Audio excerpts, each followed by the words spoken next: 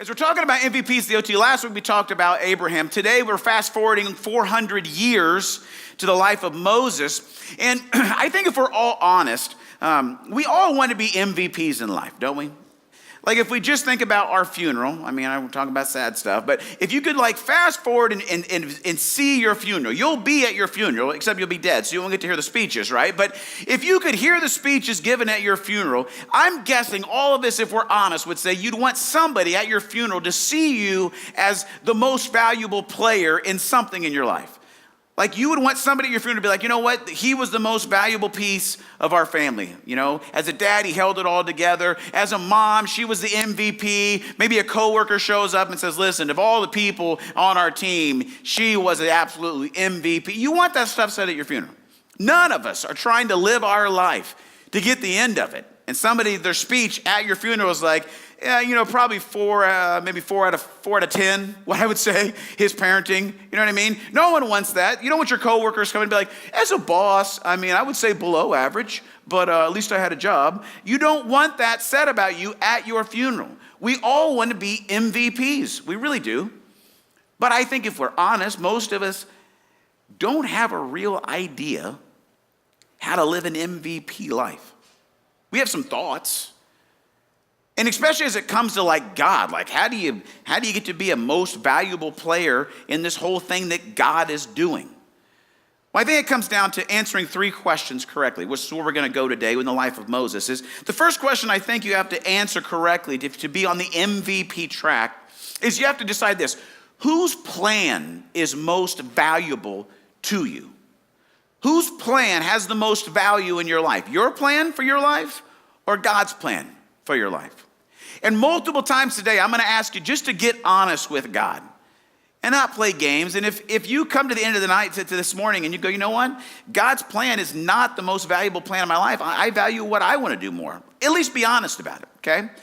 The other question you have to answer is, whose presence do I value most? Like, is it God's presence that I value most in my life? Or is it the presence of Benjamin Franklin, as in money or power or fame or relationships with other people? What is it that I actually value most as far as presence in my life? The third thing I want you to come to grips with is whose performance do you value most in your life?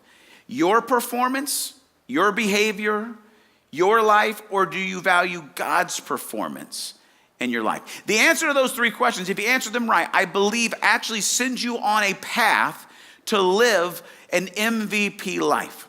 And we're going to follow the life of Moses and see how it worked out for him. Because he definitely qualifies as MVP material. If you look at the life of Moses, we're going to look at it quickly. It's in the book of Exodus. It's the second book of the Bible. I read most of it this week. It actually reads pretty fast because it's exciting stuff. So I would say this week, maybe flip through the book of Exodus and read it. You're going to get the whole story of Moses. It's pretty fascinating. We're going to get some highlights this morning very quickly. But I mean, he did some amazing stuff. We'll read today about the burning bush whole situation, which was cool. He led God's people through the Red Sea. It parted. They went through dry ground. Pretty awesome, right? He's the 10 Commandments guy, right? Got the 10 Commandments. That's pretty big. He's had some movies made about him. You know, that's pretty awesome. He even led God's people for 40 years through the wilderness, right to the entry point of the promised land. He had an MVP existence, but it didn't start very well. If you look at the start of Moses' life, you're not thinking to yourself, this looks like an MVP start. Let's check it out. Starts in Exodus chapter 2. A man from the family of Levi married a Levite woman. The woman became pregnant and had a son. She saw that there was something special about him and hid him. She hid him for 3 months. When she couldn't hide him any longer, she got a little basket boat made of papyrus, waterproofed it with tar and pitch, and placed the child in it. Then she set it afloat in the reeds at the edge of the Nile River. Time out. Why are we hiding babies in baskets and floating them down rivers? It's a good question. The baby in the basket is Moses. Here is the contextual situation that's happening here, and it doesn't work out to be a very good plan if you're looking that your life is going to be an MVP situation. Last week, Abraham, he started this whole connection with God. We've now fast forwarded 400 years. God's people have gone to Egypt because there was a famine hundreds of years before this, and they began to populate. God blessed them, and now they're a huge part of the Egyptian culture. And the Pharaoh that is now over Egypt is not happy about it. And he says, listen, these Israelite people are growing too much, and they're going to take over. I'm concerned. Here's my plan, is if a Hebrew baby is born and it's a girl, it can live. If a Hebrew baby is born and it's a boy, let's kill it. That'll be the way that we hold down their population. So Moses is born in a time where just his birth is a death sentence for him because he's a boy. The crazy part is there's all these amazing parallels between Moses' life and Jesus' life. Because if you remember when Jesus was born, there was actually a decree made that all Hebrew babies must be killed as well. Interesting stuff, Bible trivia, check it out. But for Moses, you look at this and you go, man, I don't know how God's going to work in that situation. And I don't know about you, but I'm guessing none of us have a situation in our life as dire as that, to try to find God's plan for our life. But let's see how God works it out. The baby's older sister found herself a vantage point a little way off and watched to see what would happen. Pharaoh's daughter came down to the Nile to bathe, and her maiden strolled on the bank. She saw the basket floating in the reeds and sent her maid to get it. She opened it and saw the child, the baby, crying. Her heart went out to him, and she said, this must be one of the Hebrew babies. Then his sister was before her. Do you want me to go get a nursing mother from the Hebrew so she can nurse this baby for you? The Pharaoh's daughter said, yes, go. The girl went and called the child's mother. Pharaoh's daughter told her, take the baby and nurse it for me, and I'll pay you. The woman took the child and nursed him, and after the child was weaned, she presented him to Pharaoh's daughter, who adopted him as her son. She named him Moses, pulled out, saying, I pulled him out of the water. I don't know what's going on in your life, but I'm guessing it's not quite that dangerous. And see how God shows up? Moses' mom's like, I don't know what to do, God. This is not the way I think you work, but this is all I can do because I don't want him to die, so here we go. And then he floats down the river, and the most powerful person in the whole kingdom there of Egypt, his daughter happens to find her, and then before you know it, you're getting paid to nurse your own child in Pharaoh's palace. If God can figure that out, I'm guessing he can figure out whatever is going on in your life. But whose plan do you value, even when the plan doesn't seem to be working out? Because I think probably this morning we all fall into one of three categories. Is either you had a plan for your life and you chased after it and it screwed up real bad. Like you did your plan and you've made a mess of your life, and you're here this morning going, Daron, my life is really jacked up right now and I don't know how God can work with this mess. Or probably more of us are here, and you had a plan for your life and you pursued it. You went to the college you wanted to, you got the kind of marriage you wanted, your kids are the way you wanted to, you the job that you want, and your life has really, the plan you had for your life, you followed it, and it's gone smashingly well. And at no point along the path have you really considered that God had a plan for your life.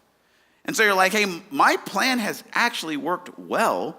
I'm a little concerned that God might actually get involved in my plan. Please keep your distance, God, and your plan for me, because my plan's great and working.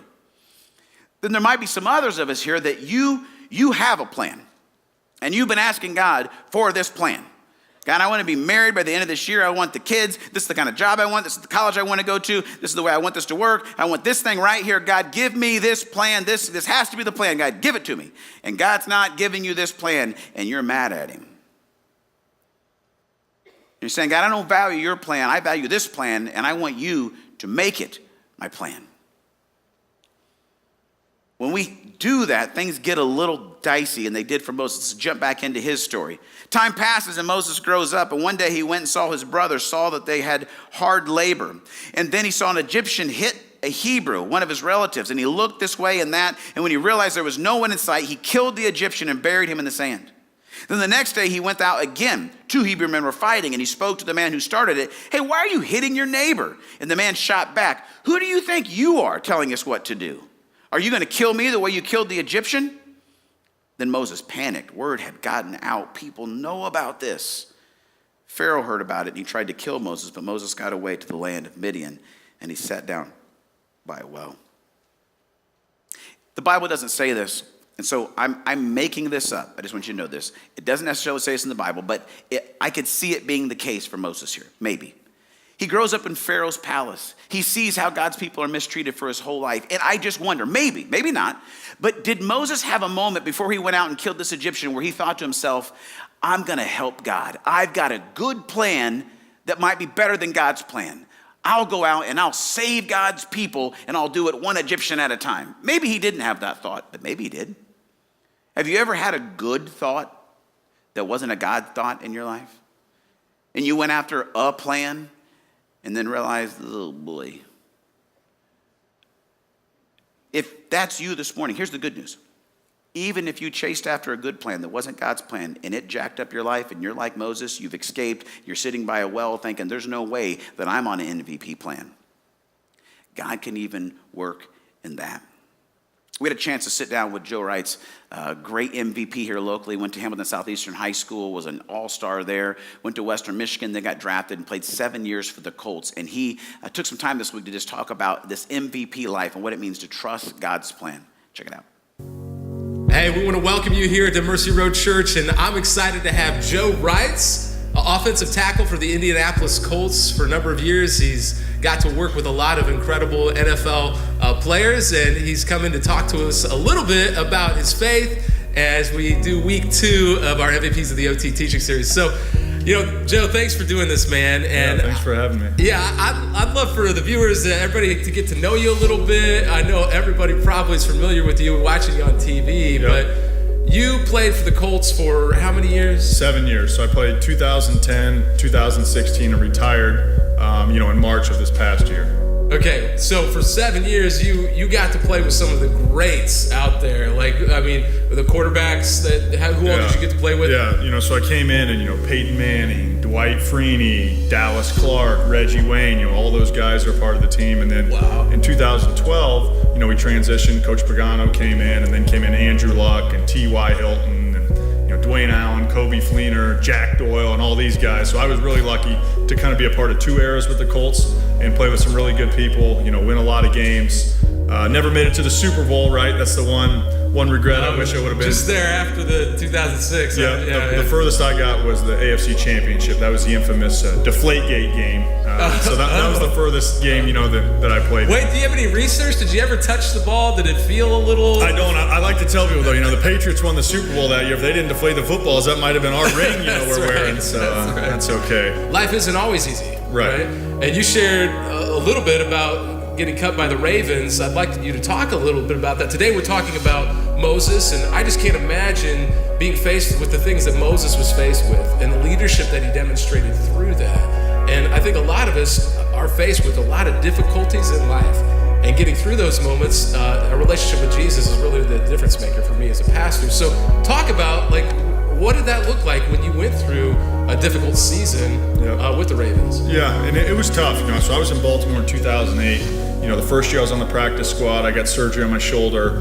So I was out for the season. The second year I'm on the practice squad. And so the practice squad is kind of like the JV team. You do everything. You practice every day. You work out. But on game day, you're on the sidelines in street clothes. You don't get dressed for the game. So you're not actually a part of the roster. And so, I spent 3 years on the practice squad and, 3 years worrying because practice squad, they're bringing guys in, they're cutting guys. It's very fluid. And so every week I was, hopeful that I had another job and hopeful. But through that all, I had to spend a ton of time on God. And I had to realize that, hey, I can't control this, right? I got to give it up to God. And through that, I think that's when I really forged the strength of my faith. And between that and my wife, my wife, we were engaged at the time, but she was still in college at Western Michigan where we met. And so, I was kind of on my own there. And so between, prayer and phone calls with her, those were my 2 sources of strength. And that really got me through. And then I look back now and had 7 great years with the Colts and, wonderful. And sometimes I think I forget that it was really, really hard for those couple of years. It was a lot of trials. And like I said, relied on God. And God was my rock. And I know how hard it was for me with a strong faith. And so that's why, like you said, life is hard. Yeah. And if we don't have faith, if we don't have something higher, I don't know how people can do it. Because I think you have to have something that you can lean on and be a rock that's always there. And I found in my life, God's always there. That's incredible, man. And I couldn't imagine. Who would think you'd go from getting cut, being on the practice squad, to being a starter for the Indianapolis Colts and being in an AFC championship game and doing some of the incredible things you did in your career. And, I just wonder how many people are out there that you're watching this, and like Moses, you faced some difficult decisions and tough times, or like Joe, you've had to walk through some really hard seasons, and God's not done with you. He could go on to use you to do some pretty incredible things. Yeah, I'm a big believer that God has a plan for everybody, and a lot of times it far surpasses our plan for ourselves. Like I said, when I was in Baltimore, I was just hoping I got a shot with the Ravens, but lo and behold, God led me through some bumpy roads back to Indianapolis, my hometown, where I can raise my family with my parents and brothers and sisters around, and it's such a blessing. And I think for that, my wife told me one time that God only has 3 answers for prayer. He either says yes, either says not yet, or he says I have something better in mind. And for me, I was number 3, right? He had something better in mind for me, and just so fulfilling. And that's what happens when we put our trust in God. It's not the easiest thing sometimes. And he said, Moses, some tough times, man. Getting out of Egypt and then wandering the desert for 40 years. That's a long time slogging around. But throughout it all, I would say he had just an unbelievable trust in God every step of the way. And if we do that in our lives, we'll be fulfilled. I really appreciate you doing this, man, because I know there are some spiritual MVPs out there that are going to hear this story, and I hope it changes your life to become the person God created you to be. Thanks so much, Jeff, man, for being here. Thanks for having me. Thank you, and back to you, Daron. It's been a fun weekend.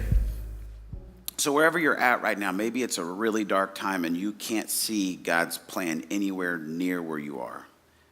Know that he has one and he's still at work. And then just be honest today. Whose plan do you value most? Your plan or God's plan? The story continues. We got to ask this next question is, whose presence is most valuable to us?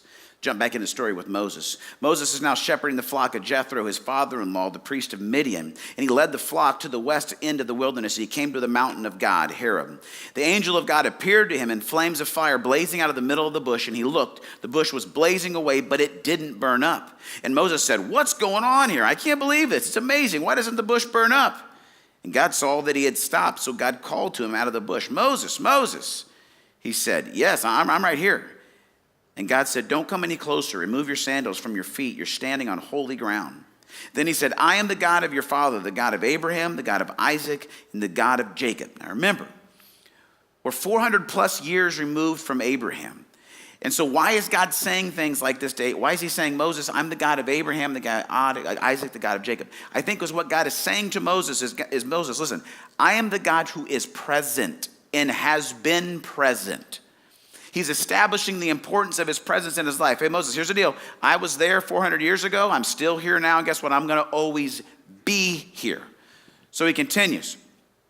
Moses hides his face, afraid to look at God. And God says, the Israelite cry from help has come to me. And I've seen for myself how cruelly they're being treated by the Egyptians. And it's time for you to go back. I'm sending you to Pharaoh to bring my people, the people of Israel, out of Egypt. Moses answered God, but why me? What makes you think I could ever go to Pharaoh and lead the children of Israel out of Egypt? And how many of us would be right there this afternoon if God showed up in your backyard in a burning bush, right? Hey, you, here's the deal. It's me, God, in a bush in your backyard. And we've got some issues in your community, and I'm calling you to go fix it. You would say, but why me, right? God, what made you think that I could do anything to fix that situation? And I love what Moses hears from God.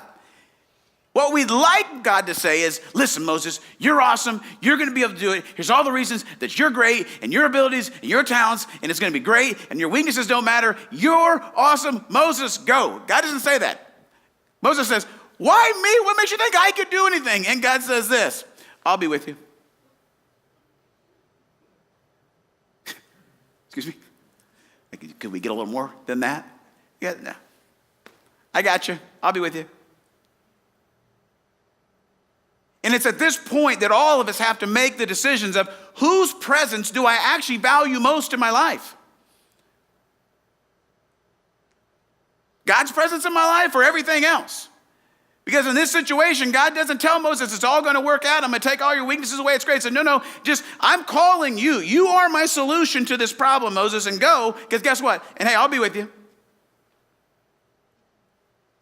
They continue the argument. Or actually, it becomes an argument.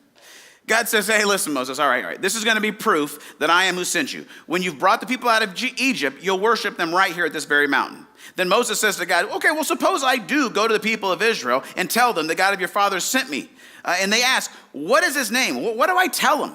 And God says to Moses, I am who I am. Tell the people of Israel, I am sent me to you. God continued to Moses, this is what you're to say to the Israelites. God, the God of your fathers, the God of Abraham, the God of Isaac, the God of Jacob, sent me to you. This has always been my name, and this is how I will always be known. Now be on your way, gather the leaders of Israel, and tell them, God, the God of your fathers, the God of Abraham, Isaac, and Jacob appeared to me. I'm looking to what's being done to you in Egypt, and I'm determined to get you out of the affliction of Egypt. Believe me, Moses, they will listen to you. I am that I am. What is that about? Basically, what God is saying is that I am the God who is present. I'm the God who has been present. I'm the God who is present now, and I'm the God who will always be present. I am that I am. And you can go and do what I'm asking you to do, Moses, because I am, therefore you can go do this. Here's the deal. We are not enslaved by Egyptian people and forced into hard labor in our culture. However, this week, we as a country once again had our hearts ripped out because we realized that we live in a world where evil and darkness and pain are real. There's not Egyptian slave labor, but there are people enslaved to the spiritual forces of evil. And this morning, there are 17 families trying to wrap their minds around where God's plan is because their family members are dead today because someone shot them. I don't know about you, but I watched the news reports this week, and as I'm trying to get my mind around it as a dad and as a leader in the community, I'm like, man, what is the solution to this? And if you read Facebook, you're going to have every opinion under this. Well, we got to do this, and we got to pass this law, and we got to have this, and we got to do this, and we got to stand up, and somebody's got to do something. And so, but I started to feel kind of overwhelmed, like this is so multifaceted. Like, what is the solution? God, what is your plan for stuff like this? And then it came to me. It came to me that God's plan is the same plan that God has had from the beginning, and it's God's solution to every single problem that we face in this whole world. Here's God's plan. God's plan is his presence in you in the situation. Christ in you, the hope of glory. That's God's plan. Because all the time in the Bible, we don't see God really show up, and God does it. God does it, but God is always doing it through the life of people that he says, hey, listen, I'm sending you to go there. I can't do that. He said, no, that's cool. I'll be with you. Just go. So you want to know how we solve a lot of these issues? Do we need to pass laws and this and that? Maybe, but here's what needs to happen. The people of God, which if you're following Jesus, that's you. God is saying to you today, listen, we've got issues in our families, in our communities, in our schools, and in our culture in general. Here's my solution. I need more of my presence in your guys' world. I need my presence in your schools. I need my presence in your marriages. I need my presence in your workplace. I need my presence there because where the presence of God is, there is freedom, and there is healing, and there is love, and there is joy, and there is peace, and there is forgiveness, and there's gentleness, and there's kindness, and there's self-control, and there's all the things that make our hearts sing. And there are a lot of things in this world that break our hearts, but what God's plan is the same thing he did with Moses. He's saying to you today, hey, guess what? I'm sending you to go fix that situation. But God, it's okay. I'll be with you. Well, God, what if I don't know how to do it? Who's going to teach me how to do it? I am. Well, God, I have so much fear in my life, and what if I get overwhelmed by fear? Who's going to encourage me? I am. Well, God, I don't have the resources. Who's going to provide the resources for what we need to do? I am. Well, God, I got all this stuff in my past. Who's going to forgive me, God, and help me get over the stuff I've gone through? Who can forgive me so I can step into that? He says, I am. I am that I am that I am. And because I am, therefore you can. So for we as a church, what we got to figure out is not who to email and not what law to pass and not what petition to sign, but what God's asking you today, I think, maybe I'm wrong, he's asking you, what are you going to do about those situations? Because there's brokenhearted kids that need to have somebody to be next to them and love them. And when you show up, it's not just you showing up, the presence of God is showing up in their life. And through your life, they see what it means that they have value and they're made on purpose and for a purpose and that God would love them and forgive them and you're present. And that's what the church is. It's not us getting together and listening to some guy or some girls talk for 30 minutes. We tip God on the way out and think we did something. We get in here so we can go out there and say, my whole deal is showing up with the presence of God in me, a temple of God, an ambassador of Jesus Christ. I'm the salt and the light of the world, the salt of the earth. I come here to represent the living God in all my weaknesses and all my struggles, because the most valuable thing I have in my life is the presence of God. But I tell you what, I don't value his presence all that often. How about you? I mean, sometimes it's like, all right, we'll get to church 60 minutes on Sunday. Punch the clock. Let's get home. I got the Daytona 500 to watch this afternoon. Or it's like, man, I did church, and I don't know if I want that much of God in my life, to be honest. I mean, it gets weird. We got to figure it out. Because you want to know who's figured out their plan? The devil. His plan is to lie and steal and kill and destroy everything that is good. And what he would love is for the army and family of God to just keep sitting around and doing nothing. And when the God of Abraham and Isaac and Jacob, Moses and David, Matthew and James and John and Peter and Jesus is saying, I am. Therefore you, and you, and you, and you, and you, and you, and you can. Because I got a plan. You say, oh, well, Daron, but it's the performance is the problem. You didn't see me Friday night. It was not a good performance. Was not MVP. You didn't see me last week with my kids when I lost control and threw that pan of macaroni across the kitchen. You didn't see it, God. My performance is not MVP status for God. And that's what Moses kept saying. If we had another 20 minutes, we'd go through his next arguments with God, because they're pretty impressive. Well, let's jump into a few of them real quick. We got 55 seconds, right? Moses objects. Listen, they're not going to trust me. They're not going to listen to what I say. They're going to say, God, appear to him? Hardly. And God says, what's this in your hand? And then God gives him some miracles. Okay, here's the deal. I want you to take this. And he throws a stick down. It becomes a snake. He picks it back up. He says, there's miracle one if they don't believe you. Then he's like, stick your hand in your shirt. Boom, pull it out. It's leprous. He's like, oh, I got leprosy. Then he puts his hand back in and it's healed. He's like, do those two miracles if they don't believe you. If they don't believe that one, just put some water for the Nile on the ground. It'll turn to blood and they'll believe you then. So now Moses has God's calling, and he's got in his back pocket 3 miracles he can pull out to make everybody believe him. All right. And then he's like, Master, please. I don't talk well. I've never been good with words, neither before or after you spoke to me. I stutter and I stammer. Send somebody else. I don't have what it takes. And I love the fact that Moses says it like this. He says, neither before nor after you spoke to me. He's saying basically, I had this problem with stuttering, and I still have it after I'm in the presence of God. Here's the reality. You have some weaknesses that aren't going to be changed by the presence of God in your life.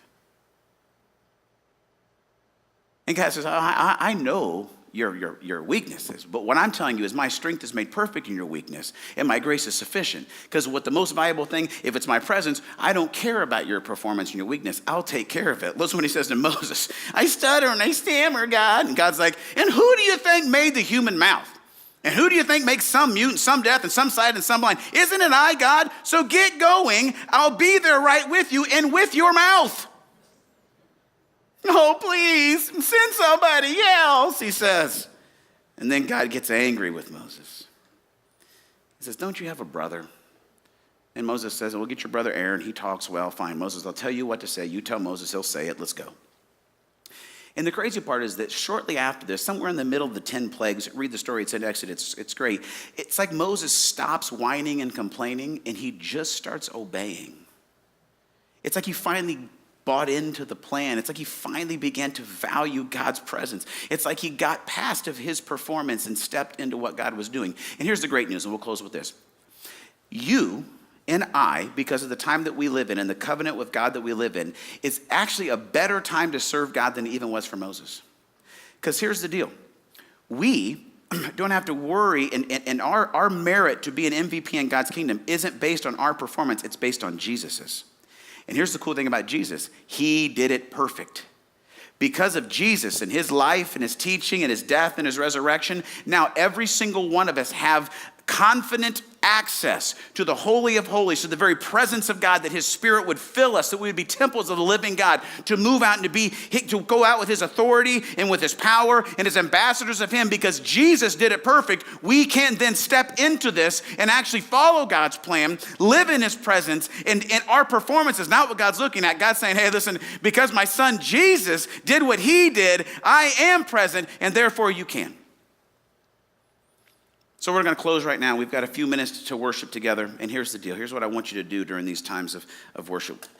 Eric and the band, they're going to do 2 songs. And as they allow us to embrace and enjoy the presence of God, you can sing along or you can just listen to them sing. But I want you to just have an honest conversation with God. Because my guess is that as I'm talking today, that it stuck somewhere for you. That it was either the plan part stuck for you. You were like, yeah, I'm not about to trust God's plan for my life. Or it was the presence piece, and you're like, man, you know what? I've been coming to church now for 3 weeks, and I can tell that when I'm here, I think the presence of God is here, and I don't know that I want that in my life. For some of you, it's the performance piece, and you came in here, and you came in with a pretty strong burden of shame. Because you did the same thing you told yourself last Sunday you weren't going to do this week, and you don't think God can work with a broken, messed up person that keeps performing poorly. And I just want you to be honest as we sing and say, just tell God, because guess what? He already knows, right? And if it's the plan part, say, God, would you give me more faith to just believe your plan? If it's the presence piece, would you say to God, God, would you make me willing to be made willing to desire you more? Would you, this is a dangerous prayer, friend. What about this? What if you said to God, God, I don't value your presence, but would you give me an undivided heart for you? Dangerous prayer, friend. Or maybe for you, it's the performance piece. And what you need to say to God is, God, help me to really believe in grace. I don't deserve it. I can't earn it. But you said I have it. Stand with us today. And as God's presence fills this room, I just ask you to be honest with God and let him talk to you. He is here. And he says to you today, I am. Therefore, you can.